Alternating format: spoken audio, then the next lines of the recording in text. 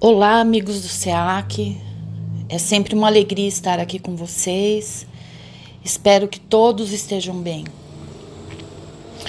Convido todos a abrir bem o coração agora e as nossas mentes para refletirmos profundamente sobre o tema de hoje, que, como todo o conselho de Jesus, sempre nos leva em direção da luz, da verdade e da felicidade. Hoje nós vamos falar um pouco sobre a parábola do joio e do trigo. Está lá em Mateus 13, 24 a 30. Eu vou ler o trecho, tá? O reino dos céus, disse o Cristo, é semelhante a um homem que semeou boa semente no seu campo. Mas enquanto os servos dormiam, veio um inimigo dele, semeou joio no meio do trigo e retirou-se. Quando a erva cresceu e deu fruto, então apareceu também o joio. Chegando os servos ao dono do campo, disseram-lhe: Senhor, não semeaste boa semente no teu campo? De onde, pois, vem o joio? E ele lhes disse: Homem inimigo é que fez isso. Aí os servos continuaram: Queres então que o arranquemos? Não, respondeu ele, para que não suceda que, tirando o joio, arranqueis com ele também o trigo. Deixai crescer ambos juntos até a ceifa.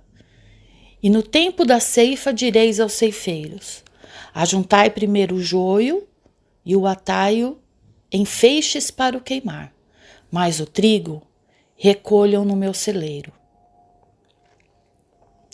Então, como a gente sabe, Jesus, para conseguir transmitir o seu ensinamento moral, muitas vezes ele falava através das parábolas, né? Então, essa parábola, essa história aqui do joio e do trigo, né, ela tem muita representação, simbolismo e profundidade. É preciso que a gente aprofunde, né, na intenção de Jesus. Então, quando ele menciona o campo aqui, ele está querendo dizer que o campo é a humanidade, nós, a humanidade toda, né? O semeador, que somos nós, cada um de nós, devemos preparar nosso coração, né? Para que a semente que ele traz possa frutificar. Ou seja, é preciso que a gente tenha força de vontade, é preciso abrir o coração, a mente, para que esses ensinamentos, que são as sementes, possam ser compreendidos por nós e colocados em prática, obviamente, né? O joio, nesse caso, é uma erva daninha, né? Que é bem parecida com o trigo, para quem não sabe. Ela, no aspecto, é bem parecida com o trigo, né? E só quando ele cresce um pouco que é possível distinguir um do outro. Então, quando os frutos começam a aparecer que dá para diferenciar, né, o joio do trigo. E Jesus já nos alertou sobre isso, né? Que se reconhece a árvore pelos frutos. Então, o joio, ele vai se distinguir do trigo. Uma hora ou outra, ele vai aparecer e vai se diferenciar pelos frutos. Por isso que o dono da plantação instruiu seus empregados lá a aguardarem o tempo da ceifa, né, para que o joio fosse efetivamente separado do trigo, né? Então, para não confundir. O joio, ele representa as más ideias, os maus pensamentos, né? Que muitas vezes se misturam, se confundem com as boas, né? Colocando isso na nossa vida, né? É o que a humanidade tem feito aí ao longo dos anos com a doutrina de Jesus, que ou por ignorância ou por má fé, né, tem sido usada como pretexto para desunião, para manipulação das massas, guerras,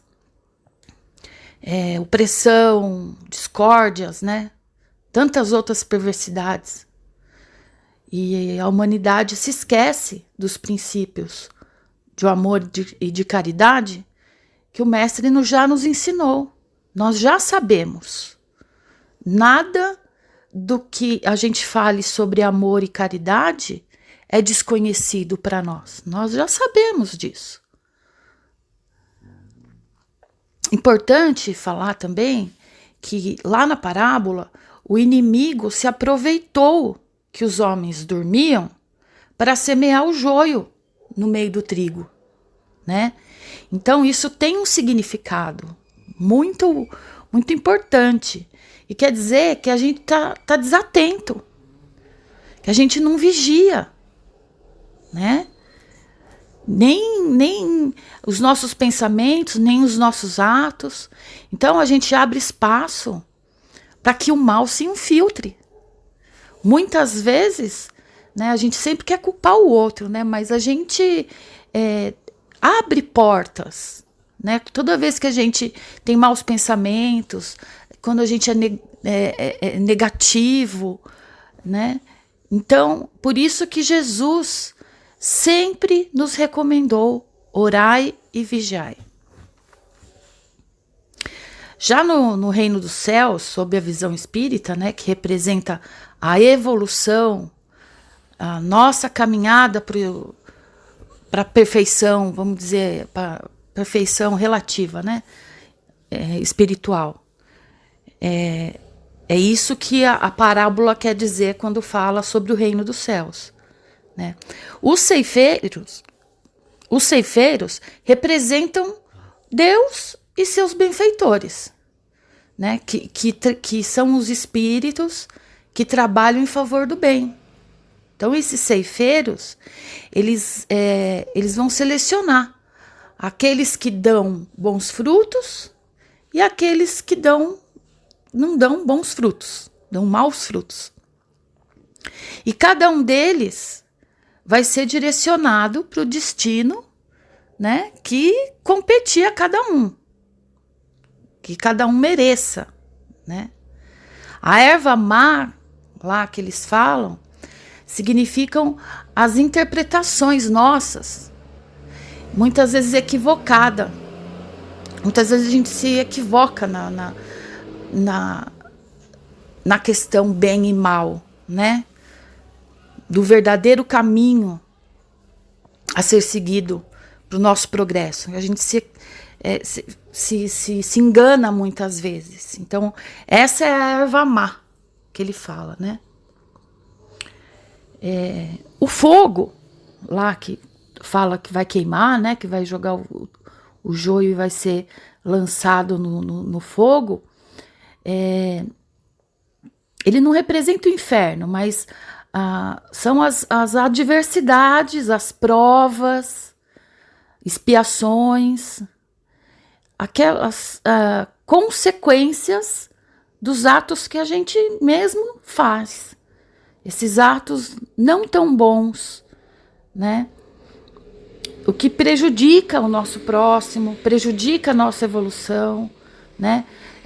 E isso vem das nossas más inclinações, pelas nossas más tendências, coisas muitas vezes que a gente já vem errando em outras encarnações. Então, o joio vai ser lançado ao fogo para que seja que separe o joio do trigo para ficar só o trigo. E o joio vai ser arrancado e jogado fora.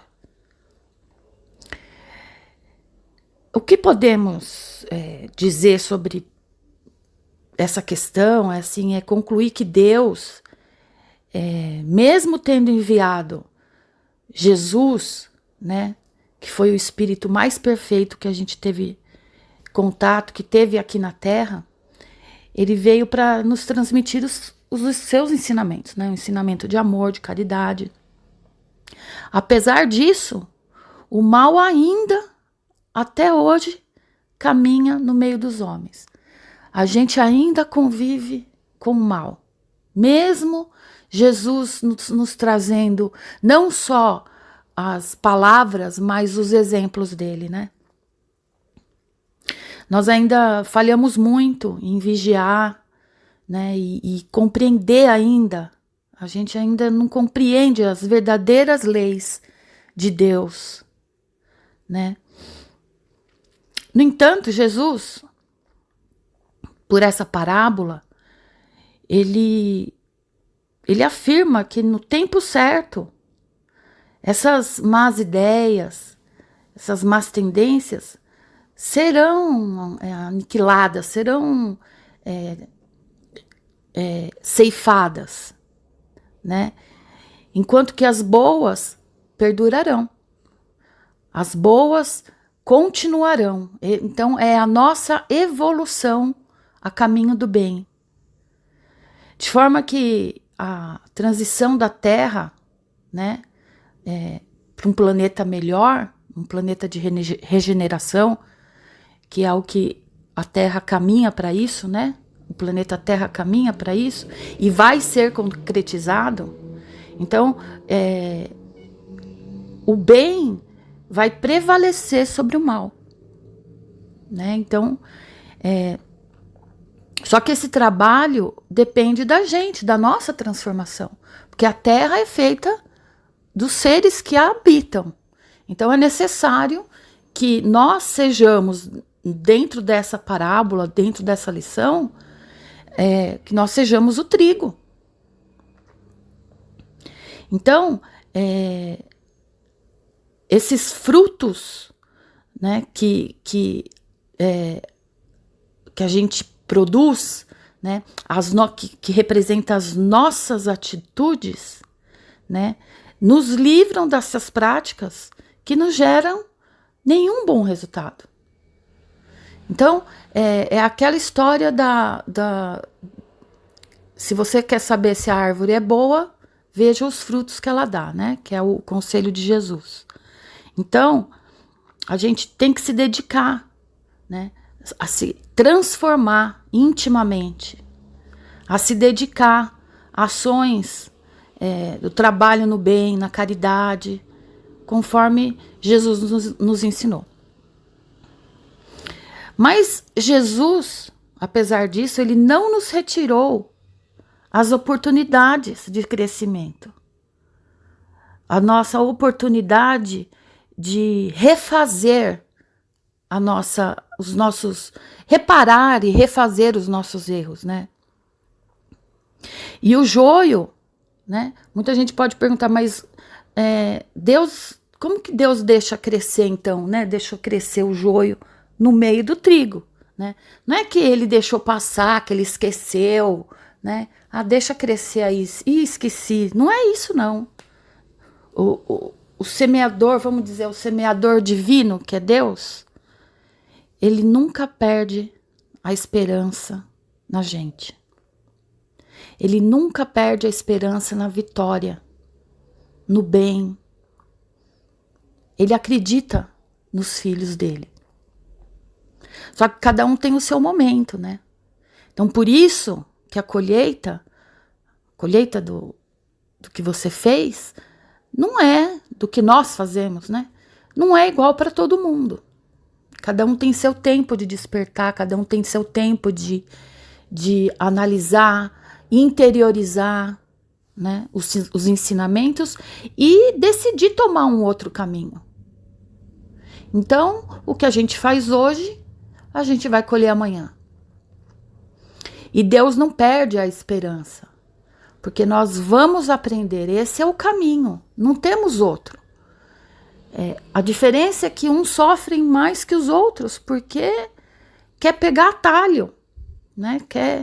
Quer sobre a sua própria conveniência, quer um caminho mais leve, né? Deus não fez o homem nem bom nem mal. Ele criou o homem simples, ignorante, né? Mas depositou na nossa consciência essa semente do bem, da evolução, para que na estação propícia ela germinasse. Foram assim necessários milênios para que pudéssemos ter um livre-arbítrio, que ainda o nosso livre-arbítrio é relativo, né? Mas que tivéssemos a oportunidade de escolher entre fazer o bem e o mal, o certo ou o errado, de fazer alguma coisa ou simplesmente não fazer nada. Nós temos esse livre-arbítrio. Deus respeita o nosso livre-arbítrio. Então, meus amigos, apesar do nosso livre-arbítrio, apesar de nós já sabermos o caminho, muitos de nós ainda patinamos aí na estrada, na jornada. Mas é chegado o tempo da ceifa. É chegado. Então, que nós possamos nos aproximar, nos assemelhar ao trigo, né, cultivando sempre as boas ideias, os bons pensamentos, as boas vibrações, vigiando também as nossas ações, né? Que a gente viva como Cristo nos ensinou, nos instruiu. Dentro todas as sementes que recebemos, que nós possamos analisar os nossos frutos, né, e ceifar, né, aquelas que não forem como o trigo, o que for joio, que a gente consiga extirpar do nosso coração, do nosso sentimento. Amigos, não há tempo a perder, né? Nós já estamos aí há 2000 anos depois de Jesus, nós reencarnamos várias vezes, e é claro que nós evoluímos, mas é preciso dar mais um passo, né? Vamos ter fé que o nosso mestre está no comando dessa nossa santa colheita, ele está na frente. É preciso que nós nos esforcemos um pouquinho mais, que nós já temos essa condição. Então, amigos, esse era a nossa reflexão desse encontro. Eu agradeço a atenção de todos, a paciência, e até uma próxima. Um beijo no coração de cada um de vocês. Até logo.